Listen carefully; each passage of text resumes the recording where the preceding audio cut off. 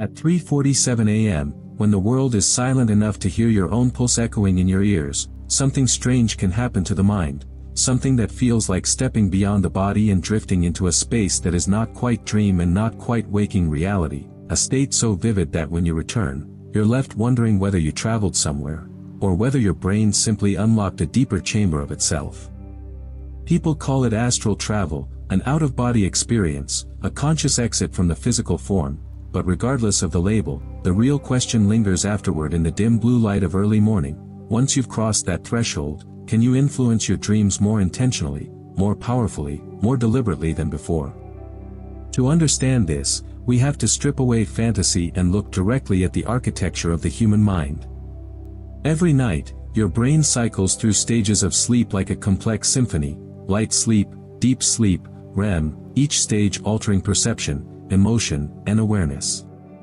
In REM sleep, your brain lights up in patterns that resemble waking consciousness, but with one crucial difference: the prefrontal cortex, the part responsible for logic and self-awareness, is partially dialed down. This is why dreams feel real while they're happening and absurd when you wake. But during experiences described as astral travel, many report heightened awareness, clarity, control, observation without full loss of identity.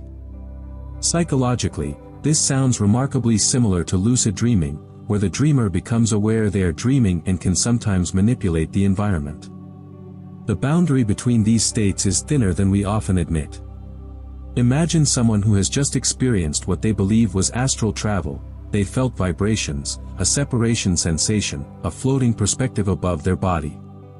Whether that was a dissociative neurological response, a REM intrusion, or a vivid lucid state is almost secondary to what happens next. The brain encodes that experience as meaningful, powerful, transformative. And meaning is the key variable. When the mind believes it has accessed a higher level of awareness, it primes itself for future control. Expectation shapes perception, perception shapes experience. If you go to sleep believing you can influence the dream world because you've traveled before, your confidence reduces fear, stabilizes awareness, and increases the likelihood of lucidity. The result feels magical, but the mechanism is deeply human. Consider the role of intention.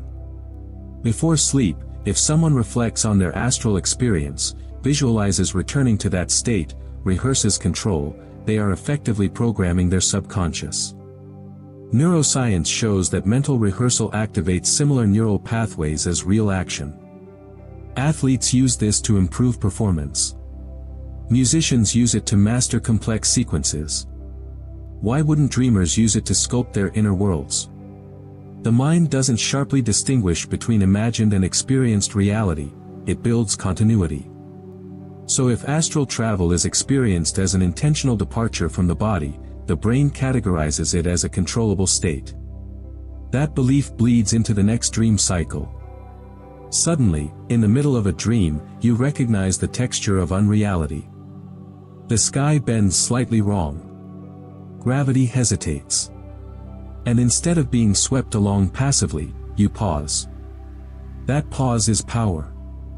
But influence is not omnipotence. Many people who attempt to control dreams discover resistance. Emotions surge unexpectedly. The environment destabilizes. Fear snaps them awake. Why? Because dreams are not just playgrounds of imagination, they are simulations driven by memory, unresolved emotion, and subconscious pattern recognition. If astral travel amplifies awareness, it also amplifies what lies beneath. You might intend to fly, but unresolved anxiety manifests as turbulence.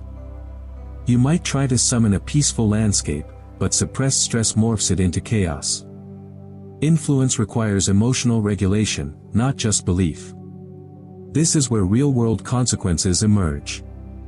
Individuals who become obsessed with controlling their dream states sometimes neglect waking life stability. Sleep fragmentation increases. Boundaries blur. The mind, when constantly pushed to override its natural cycles, pushes back.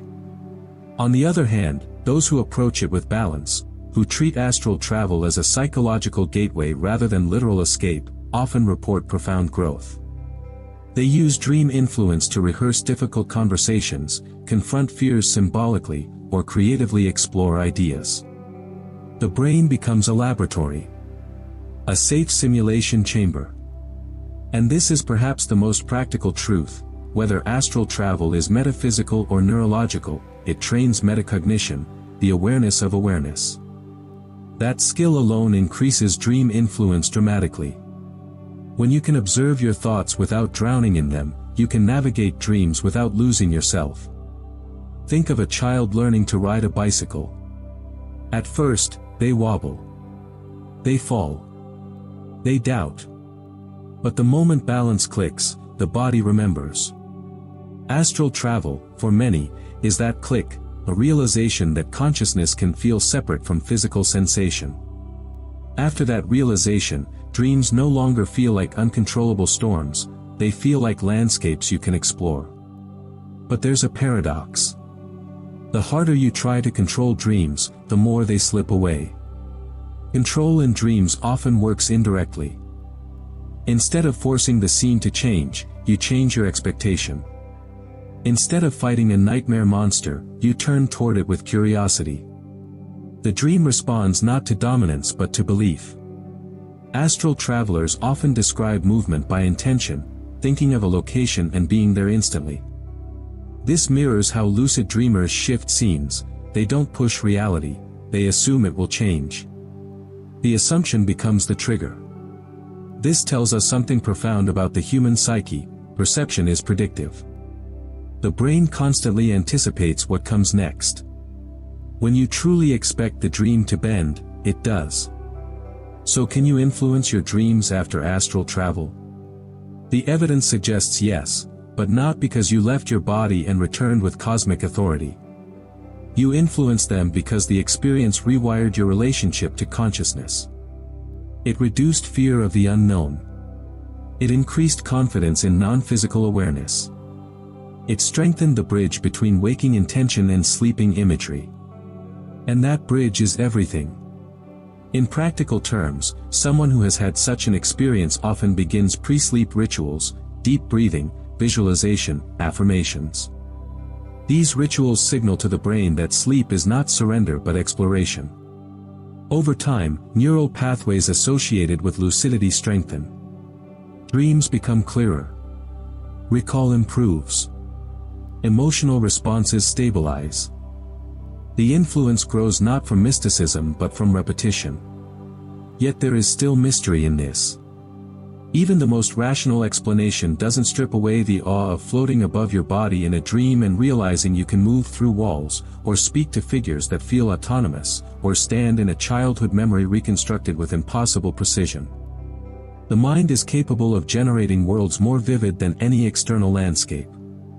Astral travel might simply be the doorway through which you first notice that capability. The real transformation happens afterward, when you lie down again and instead of passively drifting into whatever narrative your subconscious scripts, you carry a spark of awareness with you. That spark is fragile. It can be extinguished by stress, exhaustion, distraction. But when nurtured, it becomes a lantern inside the dark corridors of REM sleep. And with that lantern, you begin to shape the terrain, not perfectly, not always, but enough to feel the shift from passenger to participant. The deeper truth may be this: influencing your dreams is less about controlling external imagery and more about integrating fragmented parts of yourself. When you confront fear calmly in a dream, that calm transfers into waking life. When you practice courage in a simulated world, your brain encodes it as real experience. The boundary between dream rehearsal and waking behavior is porous. Studies on visualization show improved motor performance after imagined practice. Dreams operate on similar circuitry. So an astral traveler who learns to navigate dreams with intention is essentially training the nervous system. Over time, anxiety decreases. Creativity expands. Problem-solving improves. Because the brain doesn't care whether the stage is physical or imagined, it only cares about patterns and repetition. Of course, there are risks if misinterpreted. If someone becomes convinced that dream control equates to control over external reality, delusion can creep in. Balance is crucial. Recognizing that the experience is rooted in the brain's extraordinary simulation capacity keeps it empowering rather than destabilizing. The magic is not that you escape your body, it's that your body contains a universe capable of simulating escape so convincingly that it changes how you perceive possibility. And perhaps that's the most cinematic truth of all. Every night, without technology, without substances, without leaving your bed, your mind generates galaxies of experience. Astral travel, whether literal or psychological, is a catalyst. It whispers to you that awareness can persist beyond the edges of sensation. Once you believe that, dreams stop being random movies and start becoming interactive environments. The influence doesn't come from force. It comes from familiarity. From having walked that inner landscape once before and realizing you can walk it again. And as the clock slides past 4:12 a.m., and the world outside remains silent, you close your eyes with a different kind of anticipation, not of escape, but of engagement. Because you now understand that the dream is not something that happens to you. It is something you participate in. And the moment you remember that, even briefly, the architecture of sleep reshapes itself around your awareness.